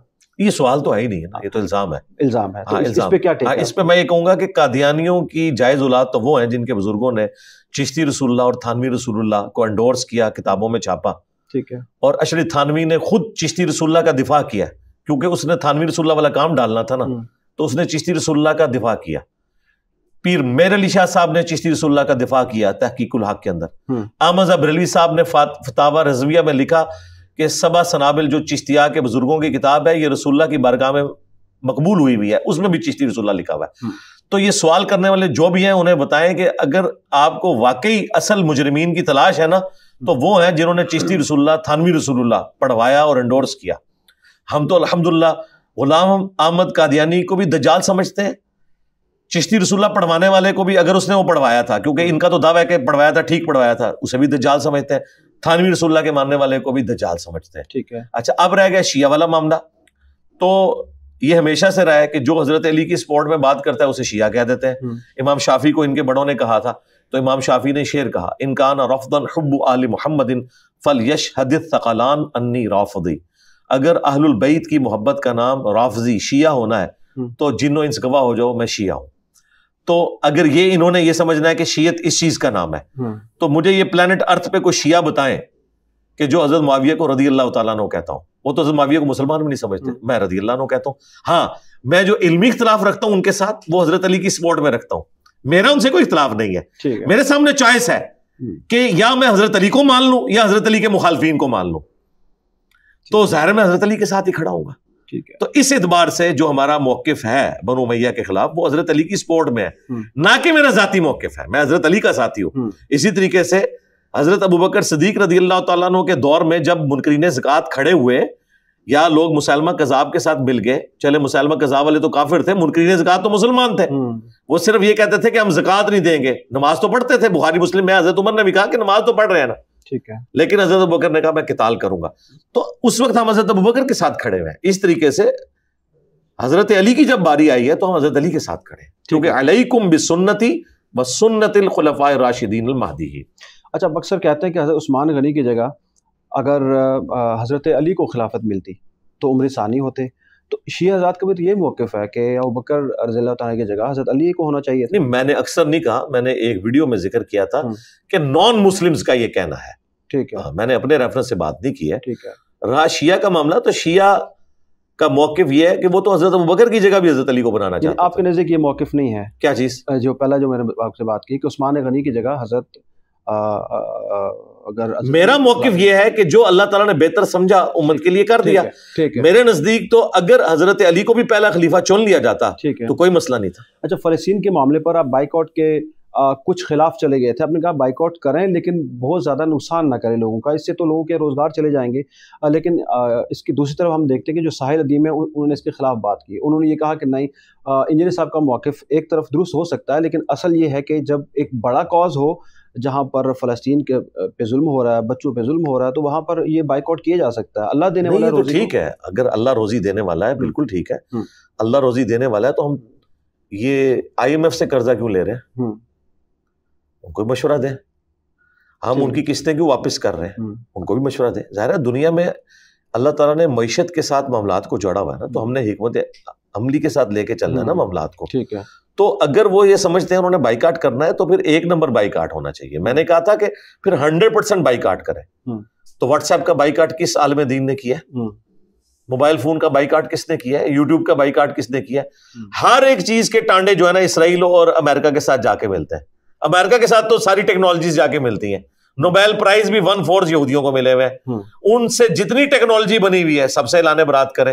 سب سے پہلے تو آپ بھوکے مر جائیں گے، آپ کو پتا ہے یہ جو آپ کی کھاد ہے نا یہ یہودی نے امونیا کو ایکسٹریکٹ کیا تھا، ورنہ آج کی آبادی کے لیے دنیا روزی نہیں، ان کی روٹی پوری نہیں کر سکتی تھی اگر وہ بندہ یہ کام نہ کرتا کیمسٹری کی فیلڈ کے اندر۔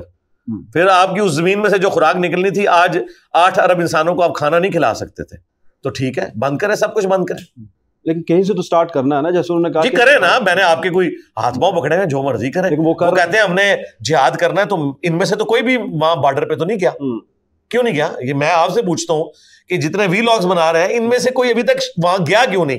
شہادت کی خبر نہیں ہم مانگ رہے، وہ بھی حالانکہ ہمیں ڈیمانڈ کرنی چاہیے، گئے کیوں نہیں؟ یہ دوسرے ملکوں میں جا کے کیوں ویڈیوز ریکارڈ کروا رہے ہیں؟ فلسطین کیوں نہیں جا رہے؟ ویسے میں آپ سے پوچھ رہا ہوں کیوں نہیں جا رہے وہاں؟ میں ان سے پوچھ کے بتاؤں گا. ہاں نہیں چلیں، آپ کے بھی دل میں درد ہوگا نا. یہ جتنے لوگ مشورہ دے رہے کسی کوئی ان میں سے ایک بھی فلسطین گیا ہے مجھے بتائیں؟ نہیں فلسطین تو جا ہی نہیں دے رہے نا، نہ کسی کو. اچھا تو پھر یہ چاہتے کیا ہے؟ یہ کیا چاہتے ہیں؟ یہ چاہتے ہیں یہاں بیٹھ کچھ کوشش کی، یعنی یہ کہہ رہے ہیں کہ واٹس ایپ ختم کر دیں؟ نہیں، یہ کہہ رہے ہیں جو بڑی بڑی کارپوریشنز ہیں جو کہ قابض ہیں پوری دنیا کے اوپر، پھر پاکستان کی بڑی بڑی منڈیوں کے اوپر، تو ایسے تمام تر وہ تو آئی ایم ایف سب سے بڑی قابض ہے ہمارے اوپر، تو یعنی آئی ایم ایف کو ہم قرضہ واپس نہ کریں، چھوٹے سے شروع کر رہے ہیں نا، بڑے سے نہیں شروع کر سکتے. طریقہ کریں. دیکھیں جب بھی کوئی بات ہوتی ہے نا وہ کسی علمی گراؤنڈ کے اوپر ہوتی ہے، جذباتی جملوں سے کچھ بھی نہیں ہوتا. اچھا سر ابھی ہم چھوٹے کہاں سے، چھوٹا کون سا ہے جسے سٹارٹ کرنا؟ چلے وہ بتا دیں. چھوٹا تو میرے نزدیک سب سے چھوٹا جو ہے واٹس ایپ ہے، یہاں سے سٹارٹ لیتے ہیں جو عام آدمی بھی یوز کر رہے ہیں. نہیں، واٹس ایپ سب سے بڑا پروڈکٹ ہے جو ہر بندہ یوز کر رہا ہے، اس سے زیادہ گزارا ہی نہیں ہے نا. اچھا اس کا مطلب ہے آپ اپنی مرضی کا اسلام چاہتے ہیں، تو میں وہ اسلام چاہتا ہوں جس اسلام کو میں پریکٹس کر سکوں. میں یہ دو نمبری نہیں کر سکتا. ٹھیک ہے، میں ویسے واٹس ایپ بھی یوز نہیں کرتا. اچھا، اور میں جو یہ فاسٹ فوڈ KFC میکڈونلڈ یہ میں نے پہلے بھی استعمال نہیں کیا کبھی، سالوں میں ایک آدھ دفعہ میں جب عمرے پہ گیا وہاں استعمال کیا یا ادھر، ادروائز تو ہم گھر میں ہی جو کچھ بناتے ہیں. مجھے تو کچھ بھی نہیں، میں نے آج تک کولڈ ڈرنک بھی استعمال نہیں کیا، مجھے تو کوئی فرق نہیں پڑتا. لیکن یہ سب لوگ کیا علماء آپ کیا سمجھ رہے ہیں وہ کولڈ ڈرنکس نہیں یوز کر رہے؟ آپ کو صرف یہ اگر آپ رمضان پروگرام میں ان کی افطاریوں کی جو لسٹ ہے نا وہ میں اینکر بتاتے رہتے ہیں، اس رمضان کو ہی دیکھ لیں کہ انہوں نے فاسٹ فوڈ کیا نہیں کھانا، کھائیں گے. آپ کو بائی کاٹ کا کہہ رہے ہیں، یہ دو نمبری کر رہے ہیں، خود کار نہیں رہے، آپ کو لگا رہے ہیں اس طرف. یہ ان کی زبان کی شہوت ہے. میں سائل ادیم کی بات نہیں کر رہا، میں ان کی بات کر رہا ہوں جو یہ لیگیسی لے کے چل رہے ہیں. ٹھیک ہے، ان کا مجھے نہیں پتا کہ ان کا اپنا کیا سٹیٹس ہوگا، مجھے نہیں پتا، میں بدگمانی نہیں کرتا. ٹھیک ہے، ابھی ہم تھوڑے سیاست پہ بات کر لیتے ہیں. آپ عمران خان کے پہلے کافی معترف رہے، پھر کچھ عرصے بعد ناقد بھی ہوئے جب آپ نے سمجھا کہ ہاں اب وہ واقعی یو ٹرن لے رہے ہیں، تو اب تو وہ جیل میں ہے نا، اور ان سے بلے کا نشان بھی چھین لیا گیا. تو یہ زیادتی نہیں ہے آپ کے خیال میں؟ لیول پلینگ فیلڈ نہیں مل رہی ان کو؟ پہلی تو بات ہے میں عمران خان صاحب کا کبھی بھی حامی نہیں رہا. 2013 میں نہیں، 2013 تو بہت پرانی بات ہے، اس زمانے میں تو ویڈیوز بڑی شاذ و نادر آیا کرتی تھی. 2013 میں عمران خان صاحب تو 2018 میں وزیر اعظم بنے ہیں، 2013 میں تو وہ ہار گئے تھے. 2013 سے 18 تک کا جو اسپین ہے میں کوئی حامی نہیں رہا، بالکل. میں تو ان کے خلاف ہو گیا تھا 2013 کے فوراً بعد، 2014 میں جب وہ کنٹینر پہ چڑھے. میں تو پہلے دن سے ان کی سیاست کے خلاف ہوں. یہ جو طرز سیاست ہے، اللہ نہ کرے کہ اس طرح کا طرز سیاست اس قوم میں چلے. میں پہلے دن سے خلاف ہوں. میری جو عمران خان صاحب کے حق میں ویڈیوز آئی ہیں وہ طرز سیاست کے اوپر نہیں آئی ہیں. ان کے خلاف جب مذہبی کارڈ یوز ہوا ہے نا، انہیں گستاخ صحابہ کہا گیا، تو میں نے اسے ریبٹل کیا تھا. سیاست کو تو میں نے کبھی سپورٹ نہیں کیا. میں نے اس طرح کی سیاست کو سپورٹ کرنا ہے جس میں ینگ جنریشن جو ہے وہ بزرگوں کو گالیاں نکالے. ٹھیک ہے، پاکستانی فوج کے خلاف اس قسم کے ٹرینڈ چلائے جائیں. ٹھیک ہے، ہر خبر کو بگاڑ کے پیش کیا جائے. ایران اگر حملہ کر دے اس کا جواب میں لیٹ ہو جائے تو گالیاں، جواب دے دیں تو گالیاں. میں تو کبھی بھی اس طرح کی طرز سیاست، لیکن 18 سے پہلے تو ٹھیک تھے نا میرے بھائی. میں نے اس طرز سیاست کو کبھی سپورٹ ہی نہیں کیا.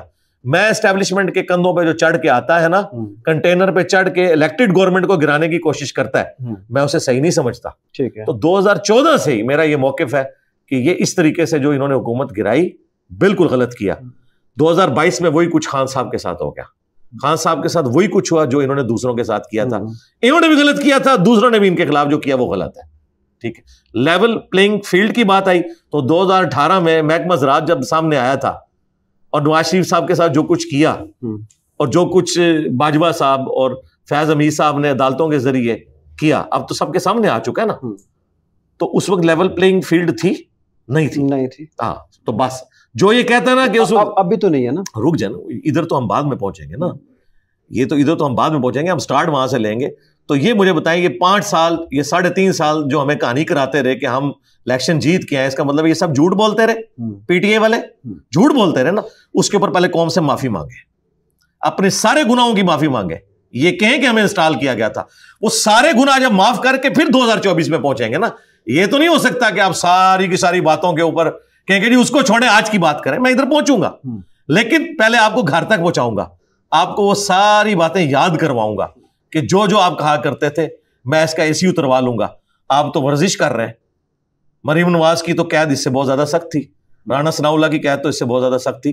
آپ کو تو سب کچھ دیا ہوا ہے, آپ کو تو روزانہ میں پتہ چلتا ہے کہ آج جو ہے وہ دیسی مرغی ملی, دیسی گھی کے اندر ہفتے میں یہ مینیو آ رہا ہے, اگرچہ پیمنٹ آپ اس کی کر رہے ہیں لیکن وہ سب کچھ مل رہا ہے. آپ کو تو بڑی اچھی والی جیل ملی ہوئی ہے. مینیو ہے نا, جیل کا مینیو نا. جی جیل کا مینیو اس وقت کدھر تھا کہ جب میں اس کا اے سی اترواؤں گا, ٹھیک ہے, تو اب بھی بغیر اے سی کے وقت گزارے ہیں, ابھی تو گرمیاں آنی ہے خان صاحب کی.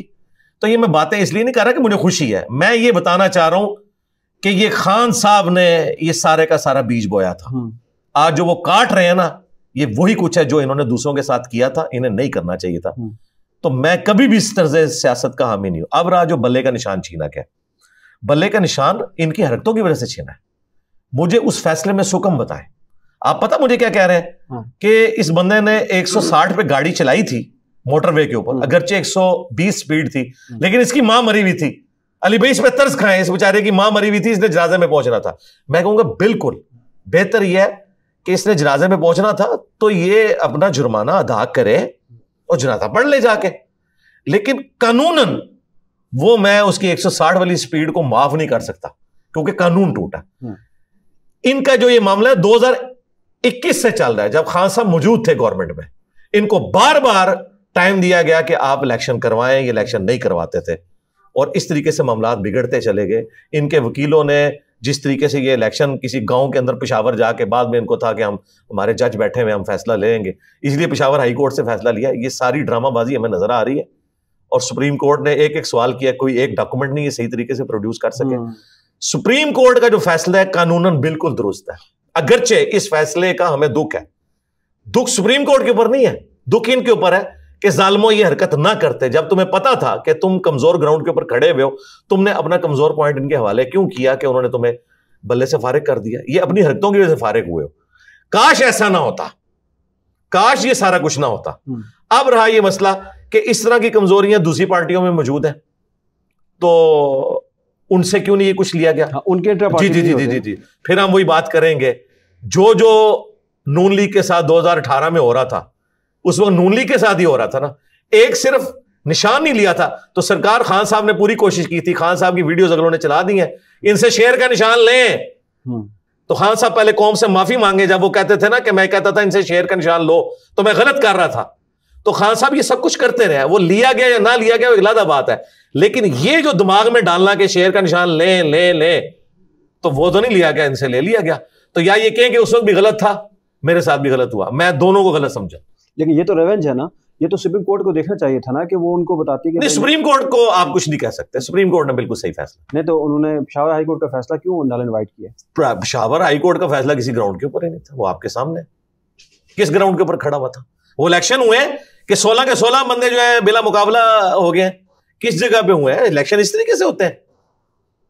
اور پھر وہ جو ڈاکومنٹ سپریم کورٹ مان رہی, یہ تو اللہ کا شکر ہے قاضی صاحب نے لائیو کوریج دکھائی ہے, پتہ چل گیا ایک ڈاکومنٹ بھی یہ پروڈیوس نہیں کر سکے. انہوں نے مانگا یہ کاغذ دو, یہ کاغذ دو, یہ کاغذ دو, آپ کے سامنے. جذباتی چھوڑیں, پشاور ہائی کورٹ کا فیصلہ تو اب تو سپریم کورٹ کا فیصلہ ہے. آپ تو ہمیں کہتے تھے پاناما میں سپریم کورٹ نے نواز شریف کو فارغ کیا تو مان لیں, تو اب سپریم کورٹ کو آپ نہیں مان رہے, ایک جگہ پہ کھڑے ہو. ابھی جو نواز شریف کر رہا ہے وہ ٹھیک کر رہا ہے, کندھے پہ بیٹھ کے آ رہا ہے. جی وہی ہے جو کچھ خان صاحب نے کیا. ٹھیک ہے, ہاں ایک جیسے ہی ہیں دونوں. ٹھیک ہے. یہ عمران ریاض خان صاحب جو کہتے ہیں نا کہ ایک جیسے ان کو نہ کہ ہم ایک جیسے کہیں گے, بلکہ ہم کہیں گے خان صاحب زیادہ برے نکلے کیونکہ ان کا دعویٰ تھا میں ولی اللہ ہوں, اور ہم نے ان کو ووٹ اس لیے 2013 میں ڈالی تھی کہ ہم چوروں سے نجات چاہتے تھے. ہمیں کیا پتا تھا کہ یہ بھی چور نکل آئے گا, ہمیں اس میں زیادہ دکھ ہے, لہٰذا ان کے جرم کی انٹینسٹی اس سے بڑھ کے. یہ لوگ سمجھتے نہیں, ایک بندہ تو ہے ہی فراڈیا, ٹھیک ہے, امت کو پڑھایا گیا, قوم کو پڑھایا گیا, ٹھیک ہے جی ہم نے مان لیا, لیکن جو مسیحا بن کے آیا تھا وہ بھی دجال نکل آیا. یہ تو غلط بات ہے نا. اچھا یہ بتائیے کہ مختلف حوالوں سے جب آپ دیکھتے ہیں کہ کسی ادارے سے غلطی ہوئی ہے, کسی شخصیت سے غلطی ہوئی ہے, سیاستدانوں سے غلطی ہوئی ہے, تو آپ بڑے کھل کے بات کرتے ہیں اس پہ, تو آپ کو ڈر نہیں لگتا اس حوالے سے؟ ڈر کیوں لگے, میں جو بات آپ کے بیانیے کو ریاست مخالف بیانیہ تصور کیا جاتا ہے بہت سے. ریاست مخالف, اس وقت ریاست کا بیانیہ یہ ہے کہ ڈیموکریسی کو پروان چڑھنا چاہیے, یہ بیانیہ ہے. یہ ریاست کا بیانیہ ہے یا نون لیگ کا بیانیہ ہے؟ نہیں ریاست کا, ہمیں آنے دیا جائے. نہیں ریاست کا بیانیہ ہے. اچھا ٹھیک. ریاست نے کب کہا ہے کہ ہم نے الیکشن نہیں کروانے؟ دیکھیں یہ سارے یوٹیوبرز فیل ہو گئے نا، چند دن رہ گئے، یہ لوگ پہلے دن سے کہہ رہے تھے 8 فروری کو الیکشن نہیں ہوگا، میں کہہ رہا تھا الیکشن ہوں گے. ٹھیک ہے. فوج کبھی یہ گناہوں کا بوجھ اٹھا ہی نہیں سکتی. کیوں؟ کہ ساری گالیاں فوج کو پڑیں گی. وہ کب چاہیں گے کہ یہاں کوئی ڈمی پرائم منسٹر بیٹھا رہے یا کیئر ٹیکر بیٹھا رہے اور لوگ کہیں جی اصل حکومت فوج کی ہے تو فوج جو ہے وہ یہ اکانومی برباد ہوئی فوج کا قصور ہے. وہ تو چاہیں گے جلدی جلدی کوئی آئے اور وہ اپنے کندھوں کے اوپر یہ بوجھ اٹھائے. تو دیکھیں الیکشن ہونے والا ہے. تو یہ بیانیہ اس وقت یہی ہے کہ الیکشن ہونے چاہیے. اب رہا نون لیگ آ رہی ہے، جی نون لیگ آ رہی ہے، مجھے بھی نظر آ رہا ہے جس طرح مجھے 2018 میں نظر آ رہا تھا. میں نے 2018 کے الیکشن سے پہلے ہی لیکچر میں کہہ دیا تھا مجھے نظر آ رہا ہے خان صاحب آ رہے ہیں، سب کو پتا تھا. یہ اسی طریقے سے ایک چیز ہی ہو رہی ہے. ٹھیک ہے. اچھا صادق و امین کی جو ٹرم ہے وہ ہماری آئینی اس طرح آپ کو پتہ ہی ہے شک میں ہے، تو کیا صادق و امین تو ہم کسی ایک عام آدمی کو بھی کہہ سکتے ہیں، لیکن چیف جسٹس صاحب بھی کہتے ہیں کہ نہیں کہہ سکتے. یہ نبی مہربان صلی اللہ علیہ وسلم آئین میں نہیں ہے، آئین میں نہیں ہے، یہ ڈکٹیٹر نے بعد میں شامل. ٹھیک ہے. آئین میں نہیں ہے، یعنی آپ کا جو الیکشن کمیشن ہے وہ آئین نہیں ہے، آئینی ادارہ نہیں ہے. نہیں یہ جو شک شامل ہوئی ہے نا یہ بعد میں ہوئی ہے. ٹھیک ہے. ہاں پہلی بات یہ ہے. اور دوسرا یہ ٹرمز نہیں یوز کرنی چاہیے. میں تو پہلے دن سے اس حق میں ہوں. لیکن ہم کسی بھی ہم راہ چلتے بھی کہہ سکتے ہیں کہ جی وہ بڑا کھرا آدمی ہے، بڑا سچا آدمی ہے، ایسا نہیں. یار بات یہ ہے کہ یہ ٹرمز ہیں اس وقت صادق اور امین. ٹھیک ہے. اور آپ جن کو کہہ رہے ہیں نا ایک کھرا آدمی ہے امین ہے، میرے نزدیک تو جو مذہبی پیشوا ہیں وہ بھی فراڈی ہیں. آپ سیاسی پیشوا کو کہہ رہے ہیں. آپ ذرا ایک بندے پہ انگلی رکھیں نا کہ کون صادق اور امین ہے. اتنی بڑی ٹرمز نبی علیہ السلام نے یہ اس وقت اپنی ٹرم منوائی ہے جب آپ نے اعلان نبوت نہیں کیا تھا. اور آپ کے سیاسی لیڈر توبہ کرنے سے پہلے کیا کچھ تھے اور بعد میں بھی کیا کچھ ہے وہ بھی ہمیں پتا ہے. لیکن سراج الحق کے بارے میں تو کہا نا ایک ہی بندہ ہے پورے پارلیمان میں. ہاں جی سراج الحق صاحب کے بارے میں تو اتفاق ہے سب کا. ہم نے ان کے یعنی ماضی سے انہیں آبزرو کیا ہے کہ انہیں حکومتیں بھی ملی، اس کے باوجود انہوں نے ایک سبسسٹنس لیول کے اوپر اپنی لائف گزاری ہے. اچھا انجینئر صاحب ڈاکٹر مہارنگ بلوچ اور سمی الدین بلوچ جو ہیں وہ اسلام آباد میں بیٹھے ہیں اور ان کے پیرالل ایک اور کیمپ کھڑا کر دیا گیا ہے جس کو جمال رئیسانی دیکھ رہے ہیں. اچھا آپ کے خیال میں جو بلوچی جو مطالبات ہیں بلوچستان کے یہ درست ہیں؟ اور اگر درست ہیں تو ان کے مطالبات کو منظور کیوں نہیں کیا جا رہا؟ منظور ہونے چاہیے. یہ بلوچستان کا مسئلہ آج نہیں آیا. یہ مسئلہ جو اکبر بگٹی صاحب تھے نا ان کی شہادت جو ہوئی اس کے بعد سے یہ سارا مسئلہ شروع ہوا ہے بڑے لیول کے اوپر. وہ غلط تھی؟ جی غلط تھی. یہ کوئی طریقہ ہے؟ اکبر بگٹی صاحب اس وقت کے عمران خان تھے. بگٹی صاحب جو ہیں وہ پاکستان کو بلوچستان سے جوڑے ہوئے تھے. یہ سارا بجٹ بگٹی صاحب کو جاتا تھا اور وہاں سارے سرداروں کو ایک جھنڈے کے نیچے اس بندے نے جمع کیا ہوا تھا. ٹھیک ہے. وہ کوئی پاکستان مخالف نہیں تھا، ان کا اپنا بندہ تھا. جس طرح خان صاحب ان کے اپنے بندے تھے، ٹھیک ہے، بھٹو صاحب ان کے اپنے بندے تھے، نواز جی صاحب ان کے اپنے بندے تھے. تو انہوں نے پھر ٹیشو پیپر کی طرح اس بندے کو ضائع کر دیا اور پھر اس طریقے سے آگے معاملات چلے. اب یہ جو مسنگ پرسن کا ایشو ہے، خواہ وہ مسنگ پرسن بلوچ ہوں یا پی ٹی آئی کے ہوں یا کسی مذہبی جماعت کے ہوں، تمام کو عدالت کے سامنے پروڈیوس ہونا چاہیے. یہ تو ہمارے آئین میں لکھا ہوا ہے اور میں اسی بات کی تصدیق کرتا ہوں. رہا یہ مسئلہ کہ اگر ان میں کوئی دہشت گرد ہیں تو انہیں سزائیں ہونی چاہیے لیکن عدالت کے تھرو، عدالت میں ثابت ہو. اور اگر ثابت نہیں ہو سکتا تو اسلام کی روح سے آپ کسی کو سزا نہیں دے سکتے جس کو آپ مجرم ثابت نہ کر سکیں. لیکن اب اس میں آخری بات کروں گا کہ اس وقت مسنگ پرسنز کا جو مسئلہ خصوصاً پی ٹی آئی کی طرف سے اٹھایا گیا ہے، ہم ان سے پوچھیں گے کیونکہ ہم پوچھنے میں حق بجانب ہیں. اس وقت وہ حامد میر صاحب کی بھی تعریفیں کر رہے ہیں. وہ صحافی جن کے وی لاگز دیکھ کے لوگ مجھے گالیاں نکالتے تھے اس زمانے میں جب میں حامد میر صاحب کو سپورٹ کرتا تھا، آج سے نہیں، جب ان پہ قاتلانہ حملہ ہوا تھا اس زمانے سے. تو پی ٹی آئی والے جب ابھی عمران خان صاحب وزیر اعظم بھی نہیں مرے ہوئے تھے، میں اس وقت بھی حامد میر صاحب کی اچھی چیزوں کی تعریف کرتا تھا. تو پی ٹی آئی والے تو چونکہ ان کو تو وہ کہانی کرائی گئی تھی نا، اب تو دوسرے ونگ میں چلے گئے. اب ان کے جو سب سے بڑا یوٹیوبر اس حوالے سے تھا وہ کہہ رہا جی میں نے جتنے وی لاگز کیے حامد میر صاحب کے خلاف میں وہ ڈیلیٹ کر دوں گا، مجھے وہ زبان نہیں استعمال کرنی چاہیے تھی. تو اس وقت جو اس لیگیسی کو آگے لے کے چل رہے ہیں نا بلوچوں والی، تو ہم ان سے کہیں گے کہ آپ کے جو پرائم منسٹر صاحب تھے نا انہوں نے اختر مینگل کو اپنی حکومت میں پی ٹی آئی کی شامل اس بنیاد پہ کیا تھا کہ میں مسنگ پرسن کا مسئلہ حل کرواؤں گا. منظور پشتین کے دھرنوں میں جا کے وہ بیٹھتے تھے لیکن کسی سے کوئی اپنا مسئلہ حل نہیں کروا سکے.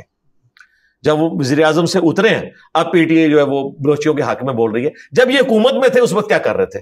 اس وقت تو عمران ریاض خان صاحب بھی کہہ رہے تھے کچھ نہ کچھ تو کیا ہے کہ بلوچی اٹھائے گئے, ویڈیوز تو ہانٹ کر رہی ہیں, اگرچہ انہوں نے معافی مانگ لی ہے, لیکن اس وقت ایڈ فیول ٹو فائر ان لوگوں نے کیا ہے.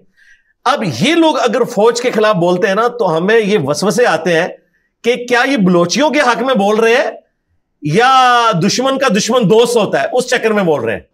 یہ وسوسہ آئے گا, نیچرل چیز ہے. یہ اینٹی فوج بیانیے کی وجہ سے بلوچیوں کے حق میں بول رہے ہیں, یہ واقعی یہ بلوچیوں کے حق میں, یہ نہ ہو کل کو فوج گود لے لے خان صاحب کو پھر یہ بلوچیوں کے خلاف ویلاگ بنانا شروع کر دیں. یہ تو جب وقت آئے گا تو بتائے گا. ہم بہرحال حسن ظن رکھتے ہیں کہ معافی مانگ لی, بہت اچھی بات ہے, تو ان کو حقوق ملنے چاہیے, بالکل ملنے چاہیے. اچھا انجینئر صاحب, ابھی ہم مختصر سوالات لیں گے. یہ بتائیے کہ پاکستان کے لیے سب سے بہترین نظام کون سا ہے؟ جمہوری نظام آپ کے نظر میں بہتر ہے یا صدارتی نظام آ جائے تو زیادہ اچھا ہے؟ یہ صدارتی نظام تو نقصان دہ ہو جائے گا, کیونکہ جس کی گڈی چاہیں گے چڑھا دیں گے. میرا خیال ہے جو یہ نظام ہے, اسی نظام کی بنیاد کے اوپر یہ سارے معاملات سٹارٹ میں کیے گئے. محمد علی جناح بھی اسی نظام کو سپورٹ کرتے تھے. یہ بہتر سسٹم ہے. صدارتی نظام کا تجربہ تو کئی بار ہو چکا ہے. صدر پاکستان مشرف صاحب بھی رہے ہیں, ضیاء الحق صاحب بھی رہے ہیں, اور ایوب صاحب بھی رہے ہیں. کیا انہوں نے کر لیا؟ وہ آپ کے سامنے ہے. تو مشرف صاحب نے تو بلدیاتی نظام دیا آپ کو پورے پاکستان. بلدیاتی نظام مشرف صاحب نے نہیں دیا, وہ پہلے سے تھا. انہوں نے بلدیاتی الیکشن کروائے تھے, جو سسٹم موجود تھا اسے وہ آگے لے کے چلے. انہوں نے خود سے تو کچھ نہیں کیا. لیکن انفراسٹرکچر تو بلدیاتی نظام میں انہوں نے کھڑا کیا نا. وہ پہلے کا تھا بھائی.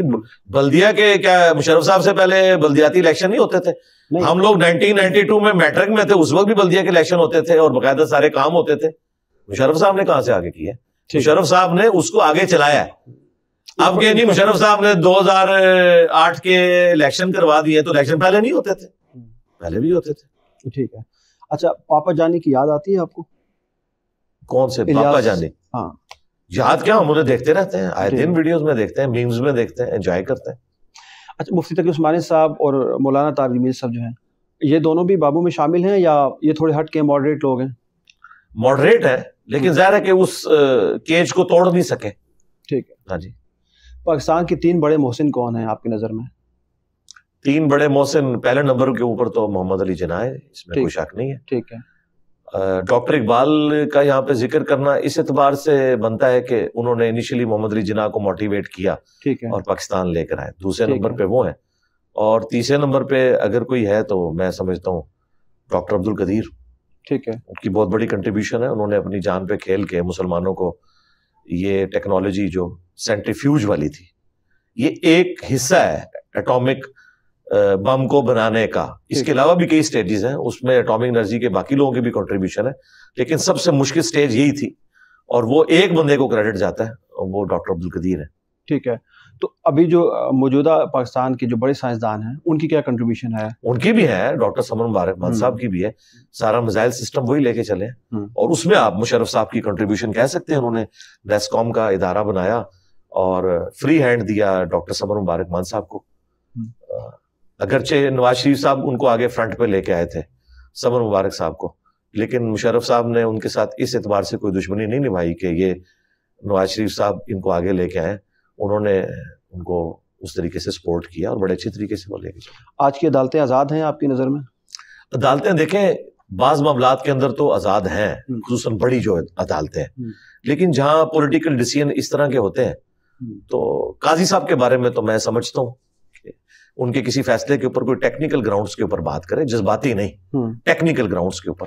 تو میرے خیال ہے ابھی تک تو جو ڈیسیژن ان کے سامنے آ رہے ہیں, آپ مجھے بتائیے یہ جرت کیا وہ جج کر سکے جن کو یہ لوگ کہتے تھے بڑے اپ رائٹ ہیں؟ یہ لوگ سے مراد ہے وہ لوگ کہ جو اس سسٹم کے بینیفیشری تھے, یعنی پی ٹی آئی کی گورنمنٹ. ان میں سے کسی کی جرت ہوئی ہے کہ مشرف والے کیس کو اس طریقے سے لگائے؟ انہوں نے تو الٹا اس کو سسپینڈ کروا دیا تھا. تو قاضی صاحب کی جرت ہے. جو لوگ کہتے ہیں جی قاضی صاحب فوج کے بندے ہیں اور فوج ان کے پیچھے کھڑی ہوئی ہے, تو فوج آپ کیا سمجھتے ہیں خوش ہے اس فیصلے سے؟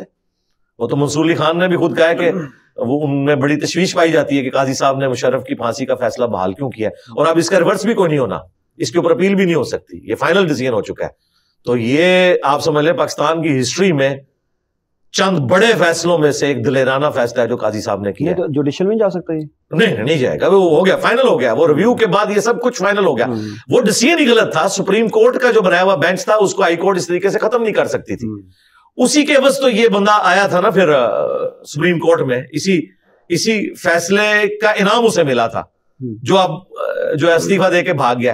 یہ 2 جج وہ تھے جو یہ کہتے تھے کہ جی ان کے ماننے والے یوٹیوبر یہ کہا کرتے تھے کہ جی بڑے اپرائٹ جج ہیں, تو آئے نا فیس کرے نا. قاضی اکیلے نے فوج پوری کو فیس کیا, پی ٹی آئی کی ٹرولنگ کو فیس کیا, اپنے ججوں کی بدماشی کو فیس کیا, اکیلے بندے نے لڑ کے اپنا آپ منوایا نا. یہ کیوں بھاگ گیا ہے؟ جہاد کرے نا, شہید ہو جائیں, آئے جیلوں میں جائیں نا. پھر قاضی کی ہمت ہے نا جی, تو اللہ نے اسے انعام بھی دیا. تو میں اس وقت تو سمجھتا ہوں قاضی صاحب جو ہے وہ دلیری کے ساتھ فیصلے کر رہے ہیں. فیض آباد کا بھی دھرنے کا فیصلہ بھی انہوں نے کیا ہے. دیکھیں سارے بیک فوٹ پہ چلے گئے. آپ نے کبھی سوچا تھا کہ ایک جج لکھے کہ آئی ایس آئی جو ہے اپنے حدود کے اندر رہے اور اپنے ان ملازمین کو سزا دے؟ وہ سارے یہ 4 سال نہیں فیصلہ لگا سکے. قاضی صاحب کو سزا ہی فیض آباد دھرنے کے فیصلے کی ملی ہے. آتے ہی انہوں نے لگایا کہ نہیں لگایا؟ قاضی صاحب کی تو دلیری کی مثالیں ہیں. یہ جن ججوں کو کہتے ہیں بڑے دلیر ہیں, ان کی کوئی ایک مثال بتائیں. وہ سب اپنی پرسنل گینز کے لیے کرتے رہے. ان کے محبوب جج بھی اور ان کے محبوب جرنیل بھی سب کچھ اپنے لیے کرتے رہے. ٹھیک ہے, ابھی ہم بالکل بزل راؤنڈ کی طرف جا رہے ہیں.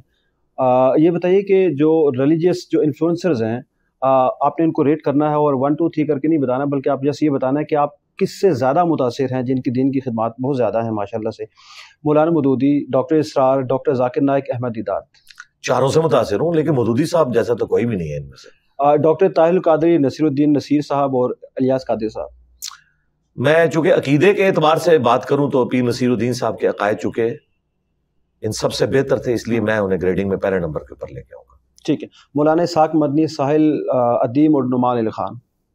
یار مولانا اسحاق کے ساتھ ان لوگوں کے نام آپ لے رہے ہیں. مولانا اسحاق کدھر, یہ تو بچے بچونگڑے ہیں ان کے. ٹھیک ہے. طارق جمیل صاحب اور مفتی مسعود صاحب دونوں اپنی جگہ مثال نہیں رکھتے. طارق جمیل صاحب جو ہے وہ جنت کی باتیں کرتے ہیں اور مفتی صاحب جو لطیفے سناتے ہیں بہت اچھے ہوتے ہیں. ٹھیک ہے. ابھی ہم پولیٹیکل جو انفلوئنسر ہیں ان کی بات کرتے ہیں. عمران خان, نواز شریف, آصف علی زرداری. میرے خیال سب سے زیادہ پاکستان کی ہسٹری میں اگر انفلوئنس کیا ہے نا کسی پولیٹیکل لیڈر نے تو وہ عمران خان صاحب ہیں. ایون بھٹو صاحب کو پیچھے چھوڑ گئے سوشل میڈیا کی وجہ سے. ہاں آج اگر بھٹو صاحب ہوتے, سوشل میڈیا ہوتا, تو ان سے بڑا کوئی انفلوئنسر نہیں تھا. لیکن ان کے بعد اگر کوئی ہے خان صاحب ہیں, اور خان صاحب انہیں پیچھے چھوڑ گئے. ٹھیک. مولانا فضل الرحمان, سراج الحق. سراج الحق صاحب کے ساتھ تو آپ کمپیئر نہ کریں فضل الرحمان صاحب کو, لیکن فضل الرحمان صاحب باقیوں سے اگر آپ کمپیئر کریں تو بہت بہتر ہے. لیکن سراج الحق صاحب تو ماشاءاللہ ایک کریکٹر والے انسان ہیں. ابھی ہمارا بزل راؤنڈ ہے. آپ کی عمر 77 کی میری پیدائش ہے, تو 46 آلموسٹ. انجینئر محمد علی مرزا کون ہے؟ کس اینگل سے آپ پوچھنا چاہ رہے ہیں؟ آپ کی شخصیت کے اوپر. آپ خود اگر دلیر آدمی ہے. پاکستان میں طاقت کا اصل سرچشمہ کون ہے؟ کون ہونا چاہیے, کون ہے؟ فوج ہے. اور کون ہے؟ فوج ہے. اچھا ٹھیک ہے. میں یہی تو کہہ رہا تھا تھوڑی دیر پہلے کہ آپ بہت کھل کے بات کرتے ہیں. بلوچستان میں سردار کس کے ساتھ ہے اس وقت جو سردار ہے؟ جی بلوچستان کے سردار جو ہے نا, یہ کوئی قابل اعتماد نہیں. ان کا کوئی پتہ نہیں چلتا کس وقت کس کے ساتھ ہوں. ان لوگوں نے پہلے نواز شریف صاحب کو اوپر لے کے آئے, اس کے بعد زرداری صاحب نے حکومت الٹ دی. آج کل تو نون لیگ اور پیپلز پارٹی برابر چل رہے ہیں. یہ اب الیکشن کے بعد پتہ چلے گا کسے سپورٹ کریں گے. آخری بار یسو پنجو کب کھیلا آپ نے؟ مجھے تو یاد بھی نہیں یار, کہیں بچپن میں کھیلا ہے. ہاں کیوں نہیں کھیلا. آپ کے پسندیدہ شاعر کون ہے؟ شاعر میرے پسندیدہ, یہ مشکل سوال ہو جائے گا.